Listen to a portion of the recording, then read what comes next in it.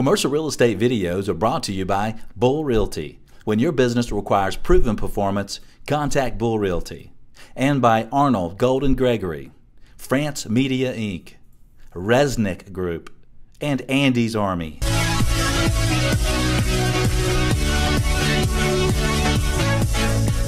Welcome to America's Commercial Real Estate Show. Thanks for joining us to lead, learn, and laugh. Learn market knowledge and best practices to lead your company to success. And that's whatever type of company you work for.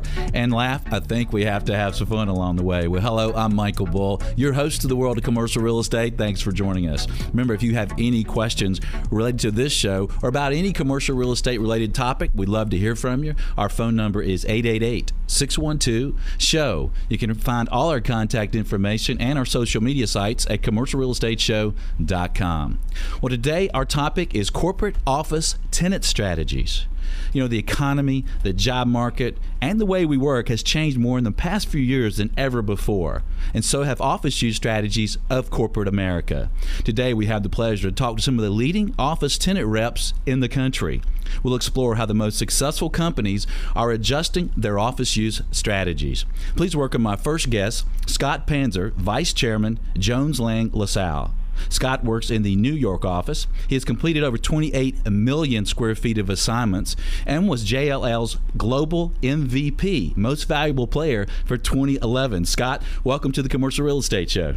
Thank you, Michael. Good morning. Well, great. I'm glad to have you. And most valuable player, that's impressive. I think last time I was most valuable player, I was in the 8th grade or something. I don't know. When I was in the 8th grade, I think I was still 3'8", so I haven't grown much since then. But having an MVP award of one of the major global real estate players is definitely a good accolade. That was very impressive. And let's talk about the strategies a little bit. You know, what are some of the latest strategies and trends for office tenants that you see out there today?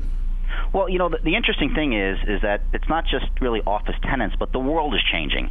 So most of the world is trying to now cater to the Gen Y or the millennial community, and that whole, you know, caliber of people are really just communicating via telecommuting, internet access, and a variety of other mediums, which is really less on the day-to-day face-to-face component. So what we're seeing is a tremendous push towards more space compression, more open collaborative space. They're looking at having, you know, offices, if they're going to have any, there'll be very few, and most of them are going to be inbound on the core of a building, and all the workstations are all going to be low workstations, probably not much more than 42 inches high. And the real focus is to get that collaborative environment. The other thing we're seeing is a big push towards telecommuting. And again, if you've got kids, like I do, most of their interaction with their friends is on their iPad or on their computer, and they don't have to be sitting in the room to be interacting with them or conversing with them or doing business with them. And I think that's where the world's being pushed towards now. Yeah, that's interesting. I think they communicate more with text than anything else these days. But how is that affecting office design and construction, Scott? So effectively what happens, as I alluded to earlier, we're starting to see much more open plan space. We're starting to see a better use of side core buildings because they're looking for that big open plan. And when I represented Bloomberg on their corporate headquarters here in New York, that was sort of on the forefront of what was happening. In fact, we used to joke about it, that the fish inside of these big saltwater fish tanks that permeate the Bloomberg offices have more inches per square, inch per fish than people have square feet per person. So they're spoiled fish, aren't they? Very spoiled fish. So you're seeing the square footage per employee drop considerably? We're seeing an overall push. For example, financial service firms are looking to move from a 250 square foot average down to closer to 205, 210, and we're seeing media and advertising companies moving from a 205 down to the 185 and 190. And then the Googles of the world, they're already in, one person per 100 square feet, depending upon which city you're in. Right. All right, so if we're a fish, we'll have more room. Okay. You know what? Sometimes it might be good to be a fish today. That's right. Well, Scott, we have the upcoming FASB lease accounting changes, which could cause companies to have to put leases on their balance sheet. Are any of the tenants telling you that maybe they're requiring or would like to see shorter leases? Are they changing their plans any? What do you see out there? I know what we're seeing is that tenants don't know and clients don't know exactly how to approach that.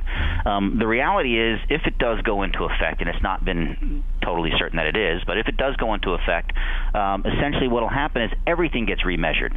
So everyone's, if you're a public company, all balance sheets get restructured based upon long-term leases. What we have had under FASB in 13 and 27 has always been that 95% rule, which forces a company to capitalize a lease based upon whether it's 95% of the value of a building anyway. So effectively what will happen is companies report long-term leases on their 10Qs and 10Ks in their annual reports, right, as just a long-term obligation. This is just going to be resetting the bar. What we won't see is I don't think we'll see anyone taking shorter-term leases. If anything, we might see certain companies push to perhaps own property and put it on their balance sheet as opposed to lease it, because the effect is the same. Yeah, well, that'll be interesting to see how that does affect the lease versus purchase decision for some of these corporations. And what about some other factors that may be playing in corporate decisions? How about the presidential election outcome? Are any of the tenants telling you that the outcome of the election is affecting their decision process about expanding hiring and expanding their business? Yeah, I can tell you for certain that many companies are very, very concerned about the outcome of the election, both whether it's Obama or Romney's in there, and they're equally concerned about what's going on with the euro crisis still. There's a real overall stagnation in terms of companies making decisions right now. They're out there exploring, they're kicking tires, they want to have their powder in their gun ready to go, but they're by no means ready to pull the trigger until they see what happens. Obama right now is a very, very scary factor in terms of costs for small and large businesses alike. Right. Okay. Well, I'd like to know what's going on in your market there in the tri-state or New York area. What's the market like for tenants there? Well, I mean, I think the good thing is for tenants right now is we've shifted from an equilibrium where sort of it's neutral territory to now more of a push towards the tenant-oriented leverage. And a lot of that has to do with the uncertainty. So landlords don't want to wake up in first quarter of 2013 with space that they haven't rented or space that's coming online that they've got no real market for, especially if Obama stays in. New York has always been a very democratic state, and New York City has always been a very democratic city. But Obama's been attacking New York pretty heavily, and that's going to have some reverberations in terms of decision making. I see. So what's happening with absorption and occupancy there? What is the trend? So the trend right now is we're seeing a slight tick up in positive absorption in downtown. Midtown has roughly been flat for about the last 6 or 7 months. It's likely to stay flat for the next 6 or 7 months, and people are starting to focus on 13 and 14 as what's going to happen. Midtown South, which is really the mecca of what's happening in the city, has really been at the lowest loss factor, in fact, nationwide. We're sub 6% loss factor here, which is virtually 100% occupancy when you look at most leasing environments. And that's been fueled by a lot of the tech sector that's really rolled into this city in the last 5 or 6 years. The Googles of the world just keep taking down space at a voracious pace, and that's been offset by the financial services that have sort of been flatlined or giving up space. I see. Well, let's talk about mistakes or what tenants should do right. So you've helped a lot of tenants. You help a lot of big tenants. What are some of the mistakes that you've seen out there that a tenant should avoid? I think the biggest mistake that most tenants make is that they underestimate the need for flexibility in their environment. So they're projecting growth over the next 5 years, and they'll look at 10 or 15%, and they'll bite for that space now. And what they know is they don't hedge, they don't protect the downside. So locking in some flexible options for growth and retrenchment has always been a mainstay of my corporate services practice. And what we find is a lot of companies, when we first meet with them and we start working with them, they go, well, I didn't think we could get that from a landlord. I didn't think we can get that from a landlord. Now they're realizing that in this environment is the time to buy flexibility. Well, that's because you're beating on these landlords too hard, Scott. Well, you know what? And when it's skewed the other way, I don't like it just the same. So none of these tenants are cramming in too tight a space, you don't think? Do you think they are expanding, or they have plans for growth and they have enough room in their space? They're not getting too tight in their space, you think, as the economy recovers? I think.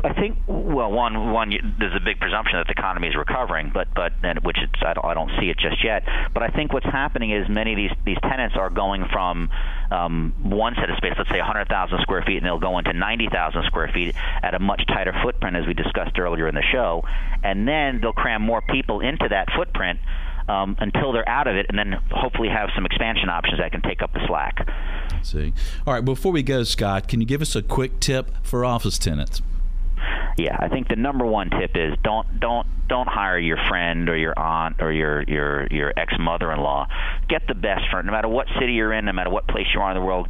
Get the best firm that understands your business model, that understands really how to help you drive value for the future and get you the deal you need. Oh, that's and truthfully, that's probably one of the JLL offices worldwide. Right, there you go. Well, that's a good advice, and they also need to really totally understand the business model, right? And 100%.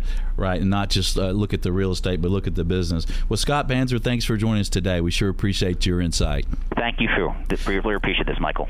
If you'd like more information from Scott, visit JLL.com and just ask for the global most valuable player, right? Or you can find his contact information at commercialrealestateshow.com. We have a lot more intel in store for you in just a moment. I'm Michael Bull, and this is America's Commercial Real Estate Show. We'll be right back.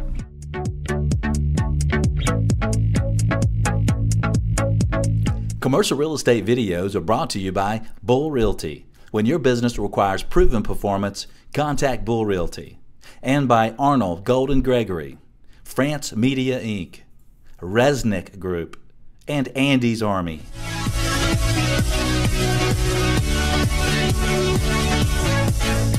Welcome back. I'm Michael Bull, and this is America's Commercial Real Estate Show.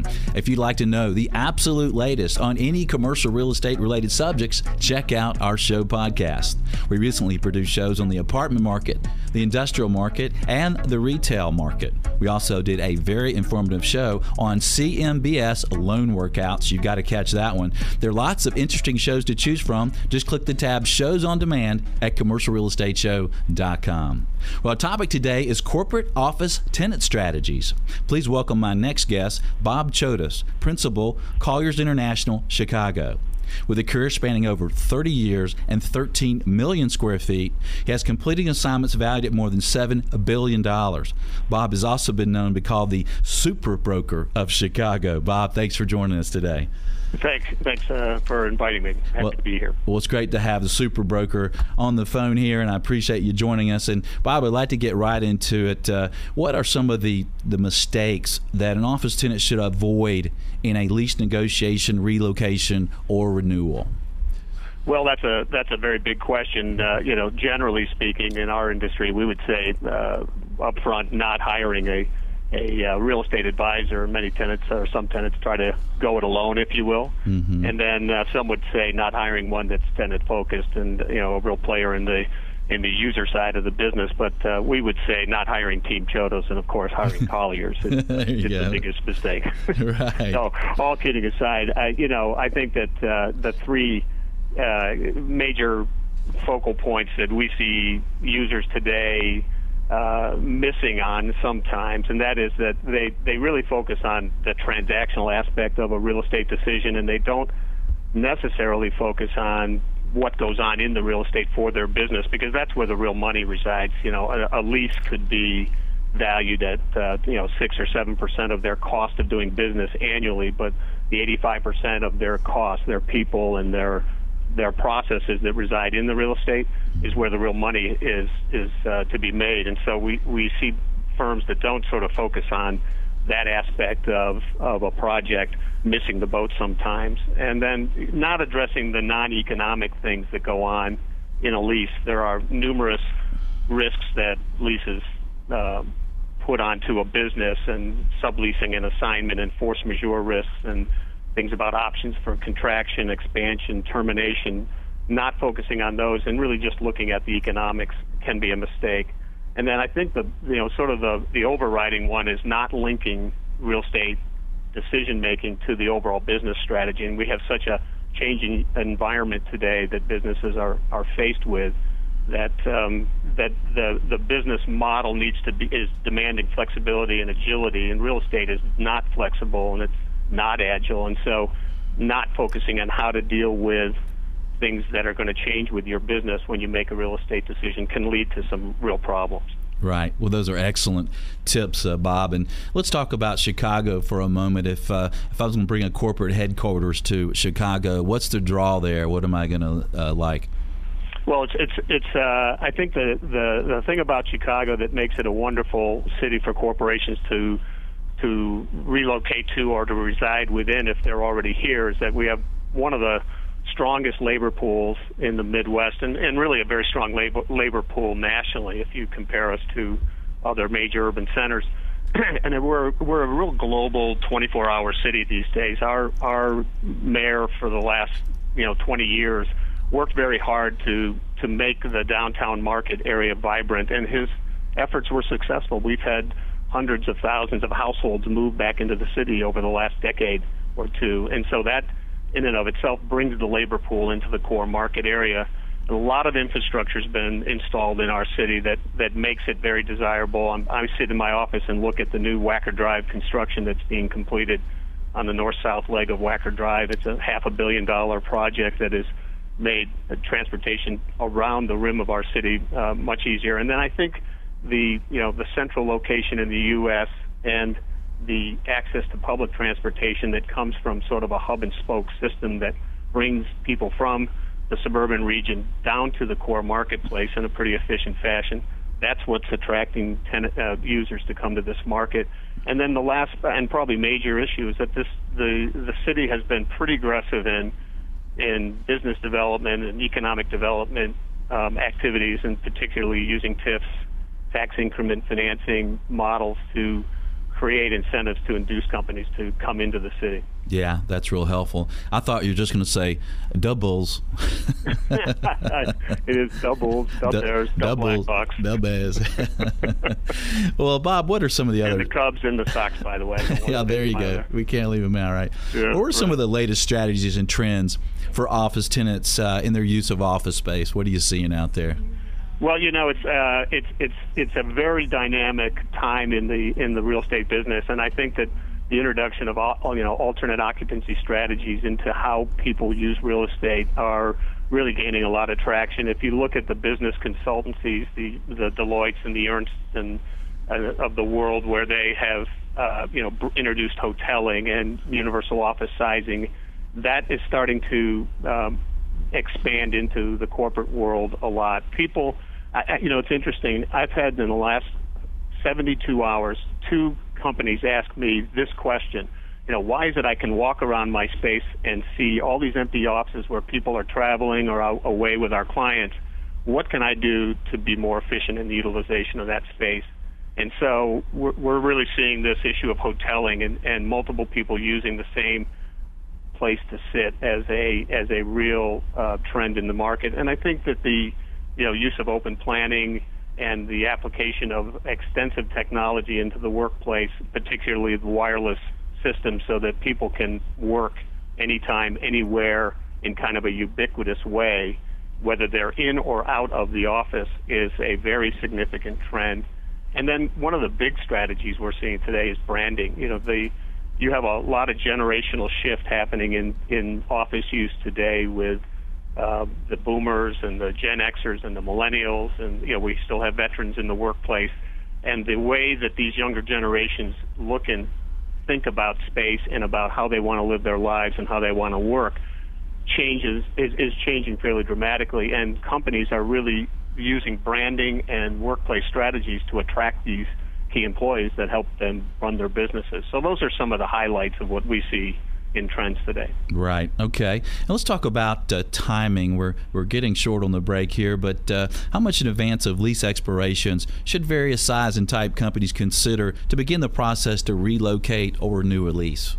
Well, that's a very good question, and it really is dependent upon the size of the tenant. An anchor tenant today, a tenant of 200,000 to 300,000 square feet, is going to look 4 to 5 years in advance of their lease, and we've seen them even as long as 6 or 7, because it takes three years to build one of these new buildings, and it takes 1.5 to 2 years to do all the homework it takes to get consensus on a decision.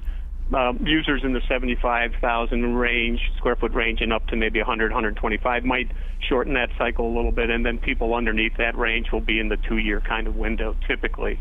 And all of this is predicated if a tenant has a termination right, they're going to jump into the market 2 years in front of that termination right and really start using it as leverage to work with their landlord. All right. Well, those are good tips. Well, Bob, thanks for your time and information today. We sure appreciate it.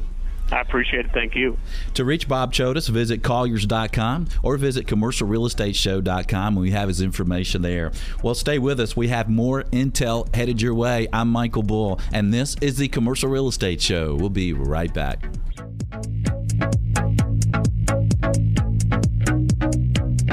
Commercial Real Estate videos are brought to you by Bull Realty. When your business requires proven performance, contact Bull Realty.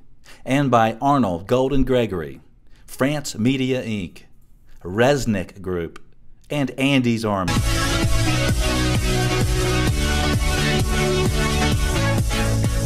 Welcome back. I'm Michael Bull, and this is America's Commercial Real Estate Show. Would you like to attract visitors to your website with the Commercial Real Estate Show? Well, you can now download a free widget which allows your site visitors to access show videos and audio podcasts right on your website. Just visit CommercialRealEstateShow.com and look for the widget on the homepage. You can see how it works. If you like it, you can download it there. Well, today we're exploring corporate office tenant strategies. Please welcome my next guest, Rich Rhodes, Managing Principal, Cresa Bethesda. Cresa, known as the Tenant's Advantage, is the international corporate real estate advisory firm that exclusively represents tenants. As a managing principal for Cresa in Washington, D.C., Rich is committed to providing the best knowledge, experience, and services for his clients. Rich, thanks for joining us this morning. Thanks, Michael. Happy to be here. Well, thank you. And I'd like to talk to you about some of the latest strategies and trends for office tenants. What are you seeing out there related to their use of office space? Well, the major change is always the workforce demographics. You know, who are these people hiring? Who are they trying to recruit? Who are they trying to retain? And in the Washington region, in particular, there's a strong movement toward youth and the impact that might have on office space. So what happens when you go to a young workforce? You have to emulate how they have been brought up through the ranks, particularly graduating college, graduate school, where they're very mobile. So the latest strategies and considerations is where is my workforce located and how are they working? So, you see a lot of advances in furniture technology to try and complement, the mover and the shaker in business, benching as opposed to modular stations where someone can come in, set up a laptop, be Wi-Fi'd and roll with it or get up and go. So it lends to tremendous efficiency in the workspace, which is a very sensitive issue now in a somewhat downward economy where people are trying to save money, and real estate is always, that number two cost behind salaries. Right. It's an important part of the business usually. Well, what are some of the lease terms and clauses that you're seeing out there that are most important to tenants in the market? Well, 1 and 2 is always economics and flexibility. So obviously tenants want the best deal they can get, and that goes without saying. But hidden economics are the dangers, and that usually falls in the operating expense real estate tax category. I always will sit with a tenant, I'll say, you look at a lease and you'll see the rent is one line or a number. You get to the operating expense section and it's 10 pages long. Now, why is that? So you have to be very careful as to how those operating expenses are structured because they can sneak up and bite you over the years. And one of the things we offer is a lease audit, desktop audit service at Cresa. But so that's one point, economics. The second point is flexibility. And in a softer market, like the market we're in now, when, again, the economy is suffering somewhat and the tenants sort of have the upper hand, negotiating options to renew, options to terminate, options to expand, options to contract, flexible sublease rights. These are key elements for companies today. Either they're growing or they're sensitive to the economy or they just need the flexibility not knowing what the future holds. Okay. So, Rich, what are some of the mistakes that an office tenant should avoid in a lease, whether they're relocating, renewal? What are some of the mistakes that you've seen they should avoid? Well, Michael, since Cresa is the largest tenant-only advisory firm in the country, the first mistake is using a company that's conflicted. Right. They should always seek out objective, conflict-free advice, which is what we provide. But lack of flexibility in leases, as I mentioned, not having the ability to, you can always get your best deal on a longer-term lease. So a 7, 8, 9, 10-year deal. You can front load heavy concessions, you can amortize, build out costs to keep the rent down. But the problem with leases that long is that you're locked. So you've got to have the ability to maneuver within that term. Again, without repeating myself, the termination options and so forth. So that's a mistake you want to avoid. Moving forward without a strategic plan in place, in other words, without aligning your real estate strategy with your business strategy, could be an error. A lot of tenants, they wait till the last minute, 6 months left on the lease, let's go do a new deal, without really thinking it through. The leases can be an integral part and an asset to your business. It should not be a handcuff to your business, and we see that all too often. And then lastly, waiting too long. So not just from a strategy perspective, but from a leverage perspective. I like to start, most of our clients are in this market, they're over 10,000 feet. And in that instance, it is not unusual for us to get in there 2, 3, 4, even 5 years early. I'm working on 2 transactions now that have 5 years left where we are renegotiating downward the rent, and we're extending the lease for 5 years in advance, because we have that opportunity to do that. Now, had we not been in there at that point, that opportunity never would have presented itself. So you want to keep all your options open. The more time you have, the more leverage you have, especially in a soft market. Rich, thanks for your insight. We said we wouldn't keep you long. And for more from Rich, visit Cressa.com or commercialrealestateshop.com. I'm Michael Bull, and you're listening to America's Commercial Real Estate Show. We'll be right back. Commercial real estate videos are brought to you by Bull Realty. When your business requires proven performance, contact Bull Realty. And by Arnold Golden Gregory, France Media Inc., Resnick Group, and Andy's Army.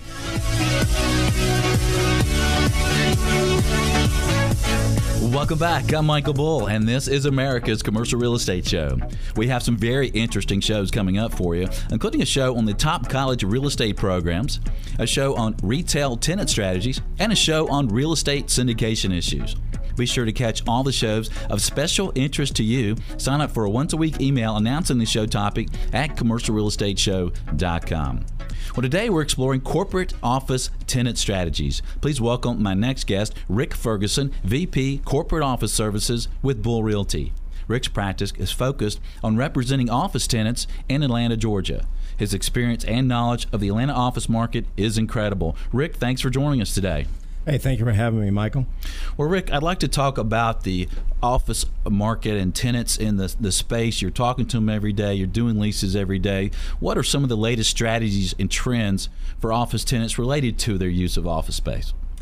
Well, Michael, with the recent up and down of the economy, flexibility is the trend. Flexibility is what everybody's asking for, both in relationship to space utilization, contractual issues like my renewal, should I purchase, can I terminate, can I expand my space, what if I have to relocate? Everybody wants to be as flexible as possible. They go into every lease saying, I don't want to lock myself in.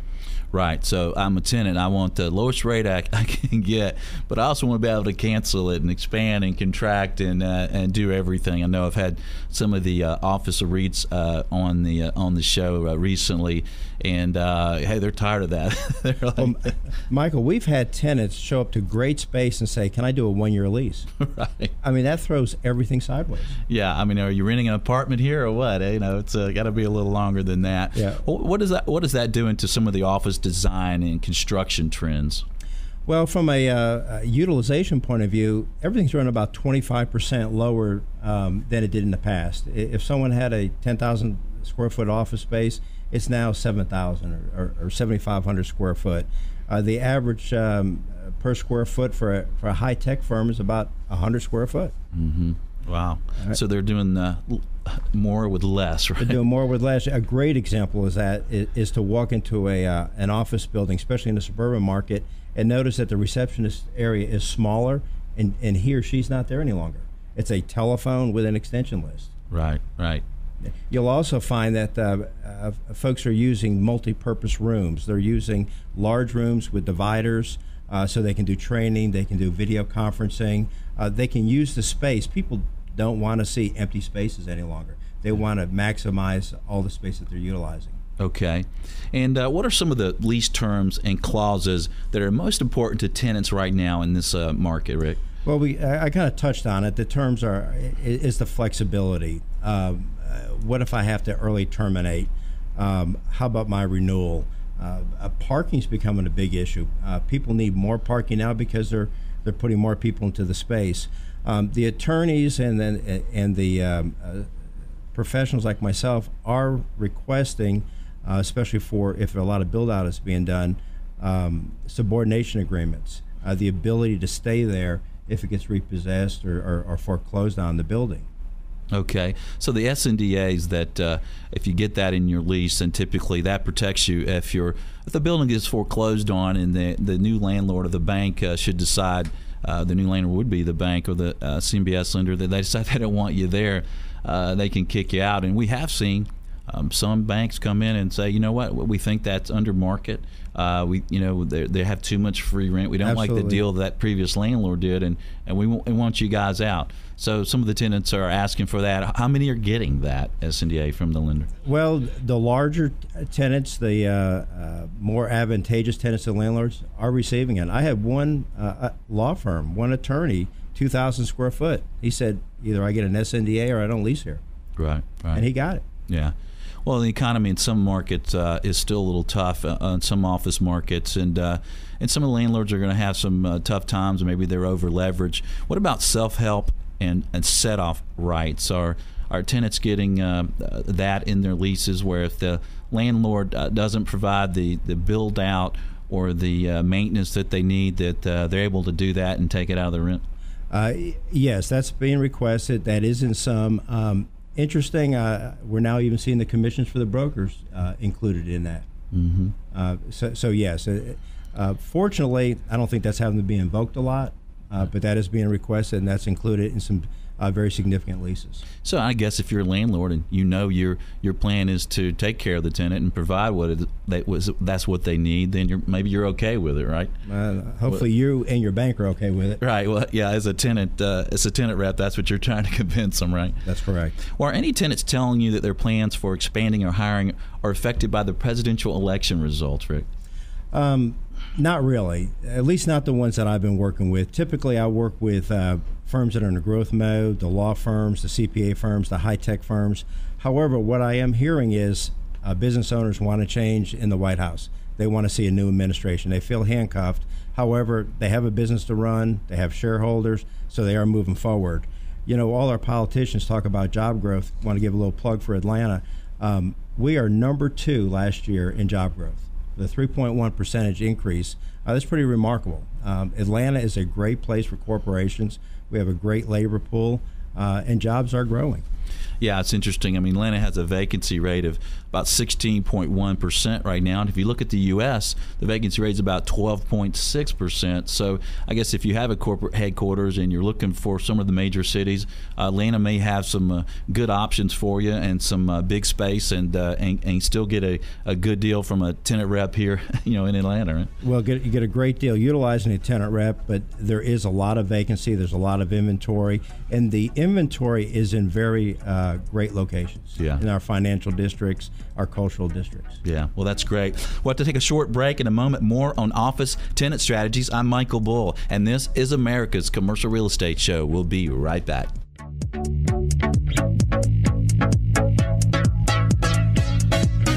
Commercial real estate videos are brought to you by Bull Realty. When your business requires proven performance, contact Bull Realty.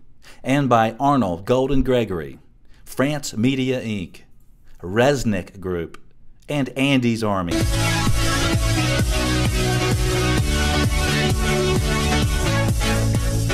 Welcome back. I'm Michael Bull, and this is America's Commercial Real Estate Show, where we're always dancing in the studio.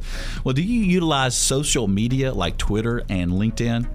Well, the typical challenge with social media is finding good content, right? Well, you're invited to use the Commercial Real Estate Show as informative content for your social media endeavors.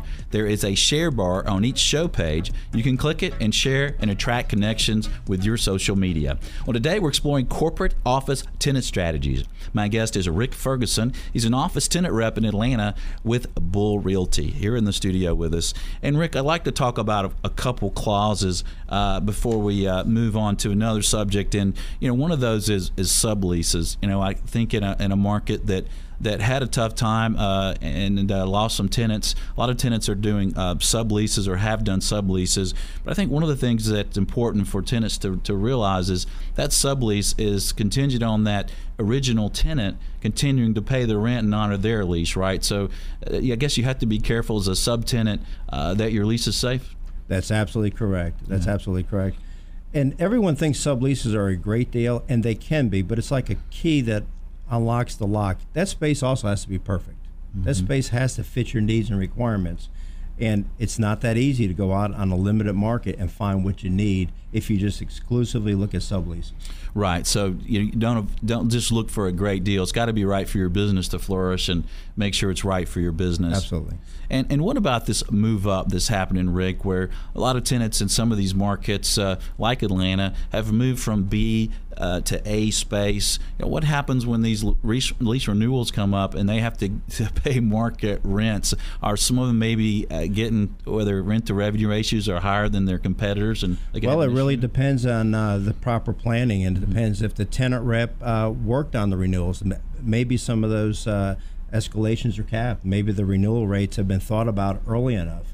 I mean, that's the key. Yes, you've got a lot of exposure if you don't put in clauses and discuss in the written lease about the renewal. Right. Well, what are some of the other mistakes an office tenant should avoid in a lease negotiation, Rick? Well, the number one big thing is time. Time.